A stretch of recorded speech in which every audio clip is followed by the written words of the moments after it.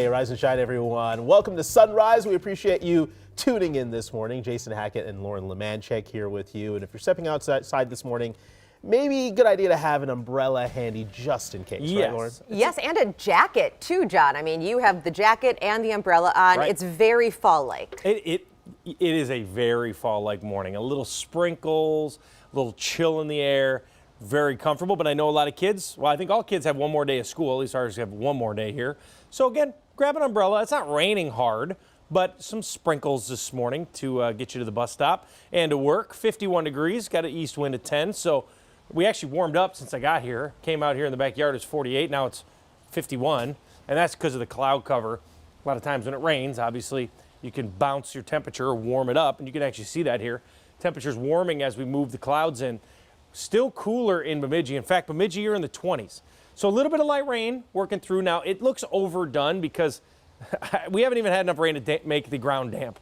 So this is pretty light stuff. We know that a lot of it's been evaporating at the surface. Got a little bit of this rain. You can see Redwood Falls, Hutchinson area. Again, Belle Plaine coming into Waconia. So I do think we'll see some light showers. Temperatures down in Bemidji, 26. We're in the upper 40s, low 50s. So starting off the morning with a little light sprinkle activity. By the time we end the day, we have a better chance for showers. We'll time it all out for you in your forecast. CC, good morning. Hey, good morning. 6:02. Things have been pretty quiet out there this morning, kind of similar to yesterday morning with the holiday. This is a look here on 94 in Hudson as you're coming into the East Metro. Very quiet in that area. If you take a look here at the bigger map, not seeing any significant slowing to start out your day.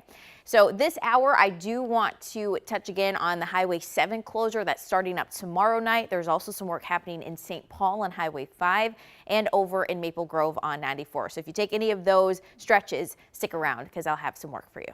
Jason.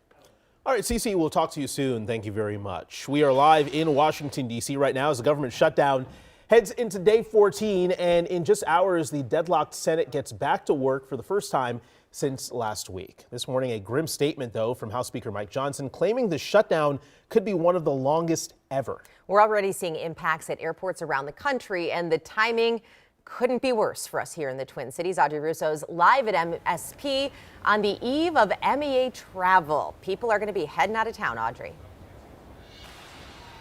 Yeah, Lauren, Jason, a lot of people are actually heading out of town today. We're seeing a lot of folks here in the TSA line behind me at Terminal 2. But delays today actually don't look too bad, especially compared to yesterday. There's only 8 according to FlightAware today. There were 11 yesterday.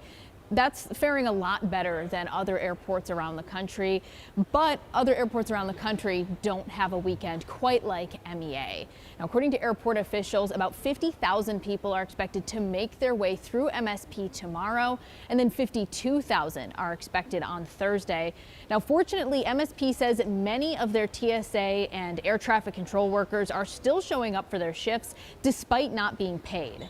And despite the relatively good news there, the recommendation still stands of getting to the airport 2 hours early for a domestic flight and 3 hours early for an international flight. For anybody that's going to travel this week, they may have a quick time to their flight with no delays on time, but that doesn't mean that they might encounter some delays or cancellations for whatever reason, wherever they may fly. We always say it's best to stay in contact with your airline because they're going to have the latest information on your flight. And in order to accommodate some of this increased traffic, MSP is actually debuting a new flex drop-off and pickup lane. That's going to be at Terminal 1. As you approach the departure lane, there's going to be some signage on the left-hand side directing people over, just to give a little bit more space for folks to get out of the car, get in the car, and make sure everything is running smoothly. Back to you. All right, thanks for keeping an eye on it for us, Audrey. Well, this morning, the convicted mastermind behind the kidnapping, torture, and murder of Minneapolis realtor Monique Bao will be back in court for a retrial. Opening statements getting underway in just 3 hours. Michelle Beck joins us live from the Hennepin County Courthouse to explain how this case got back in front of a jury. Michelle. Yeah, guys, good morning to you. The case for a retrial this morning stems from The instructions the judge gave the jury over in the first trial when it comes to aiding and abetting. Now, aiding and abetting, that matters because that's what Lyndon Wiggins was convicted of 3 years ago related to premeditated first-degree murder, kidnapping, and other charges. But now the 40-year-old is getting a new trial. The Minnesota Supreme Court stepped in, saying the judge's instructions to the jury right before deliberations deviated too far from the standard. They were not given enough of the law, and that without that would be a very unfair trial to the defendant. Yeah, so prosecutors are expected to use the same evidence during this retrial, but of course, this time around, prosecutors and the judge must make it clear to the jury what exactly aiding and abetting actually entails. Back to you. All right, Michelle Beck reporting live this morning. Thank you. Keeping you updated on the Mideast peace developments. 2 years of fighting is now over in the Israel-Hamas war. This is President Trump in Egypt signing the deal, the first phase of the 20-point plan towards lasting peace. He's back in D.C. this morning, posting on Truth Social just after midnight. It was an experience like no other. Adding Gaza is only part of it. The big part is peace in the Middle East. 4 bodies of hostages that didn't survive have now been returned to Israel. Another 24 bodies are also supposed to be turned over. The next phases include how the Gaza Strip will be governed, Hamas's disarmament, and Israel's withdrawal. This morning, the calls for a special session on gun violence are growing louder. In just a few hours, St. Paul Mayor Melvin Carter and local leaders will rally outside the state capitol, pushing for new action on gun violence legislation. They're asking the state to lift preemption laws, which stop cities and counties from enacting their own gun safety ordinances. Then, just before noon, Minnesota faith leaders will wrap up their 7 days of prayer and action, calling for an assault weapons ban. They're inviting lawmakers to join them for that final day of prayer to show their commitment to gun violence prevention. We are just 3 weeks away from Election Day, and today in St. Paul, voters will have the chance to hear from 3 of their 2025 mayoral candidates. Incumbent Mayor Melvin Carter and candidates Kali Her and Yan Chen will debate this afternoon. It doesn't appear the other 2 candidates, Adam Dullinger and Mike Hilborn, will be participating. The event is being hosted by NPR News and Pioneer Press at 2 p.m. You can watch the live stream at nprnews.org. Parents and families got their first opportunity to address the White Bear Lake School Board since the district said a 22-year-old fraudulently enrolled at White Bear Lake High School, posing as an 18-year-old.